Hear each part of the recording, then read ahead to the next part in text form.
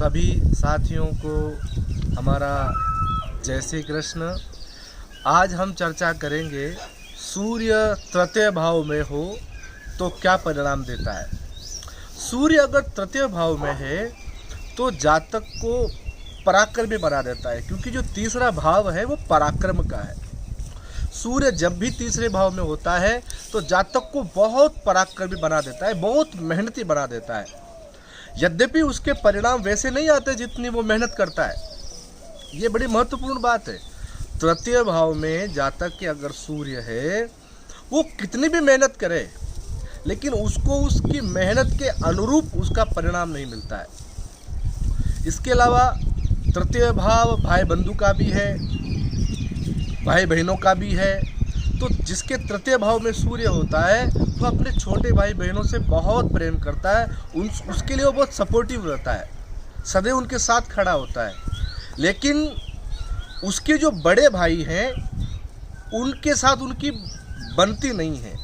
उनको, उस जातक को बड़े भाइयों से वो सहयोग नहीं मिलेगा। इसके अलावा सूर्य अगर तुला साथ लिखा हुआ है तृतीय भाव में और सूर्य है, इसका मतलब है सूर्य वहाँ नीच का हो जाता है। और जब तुला के साथ सूर्य होता है तृतीय भाव में तो जातक के पिता के लिए वो ठीक नहीं होता है। जातक की पिता से बनती नहीं है। पिता के बीच में और उस जातक के बीच में जिसके तृतीय भाव में सूर्य है तुला के साथ, उनके खट्टी मीठी अनबन चलती रहती है। और सातवीं दृष्टि से जब भाग्य भवन में सूर्य देखता है नव भाग्य भाव को, तो भाग्य भाव को भी कमज़ोर करता है। लेकिन अगर सूर्य कुंभ के साथ बैठा है, 11 लिख करके तृतीय भाव में सूर्य है, तो सूर्य वहाँ बहुत अच्छे फल देता है।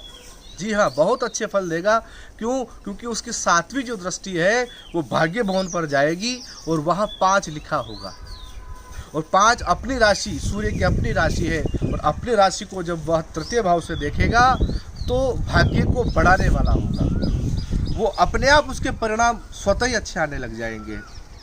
इसके अलावा तृतीय भाव में जातक अगर सूर्य है, अगर तृतीय भाव में जातक के, तो जातक राजनीतिक क्षेत्र में भी प्रत्यक्ष अप्रत्यक्ष रूप से जुड़ा रहता है।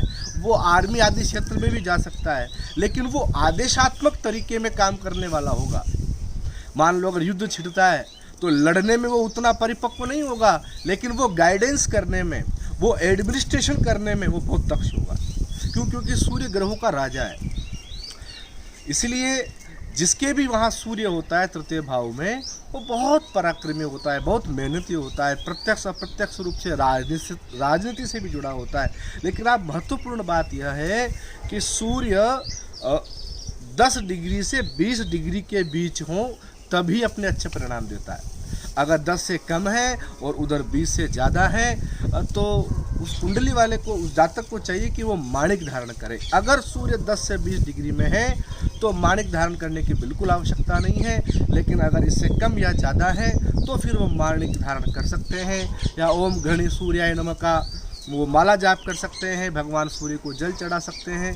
ये सब भगवान सूर्य को प्रसन्न करने के विभिन्न तरीके सनातन धर्म में बताए गए हैं। एक तृतीय भाव में जब सूर्य होता है तो जातक की आभा मंडल को बढ़ा देता है। जातक कोई भी काम करे लोग उसको सराहते हैं। जैसे वो अगर नेता है तो उसकी वाणी को सुनने के लिए लोग लालायित रहते हैं, बहुत अच्छा वो बोलता है, ऐसा लोग प्रशंसा करते हैं। अगर उसके अभिनेता जगत में अगर वो है तो लोग उसकी मूवीज़ देखने में इंटरेस्टेड होते हैं। कोई भी काम हो, वो क्रिकेट खेलता है, कुछ भी वो काम करे, उसको देखने में लोग रुचि महसूस करते हैं, अच्छा महसूस करते हैं। ये सूर्य के ऐसे प्रभाव है। अब हम आगे नेक्स्ट जो हमारा वीडियो बनेगा वो हम चर्चा करेंगे 4th हाउस में सूर्य के प्रभाव। लेकिन उससे पहले आप हमारे चैनल आचार्य ऋतुराज जी शर्मा को लाइक और सब्सक्राइब करें और शेयर करें। जय श्री कृष्ण।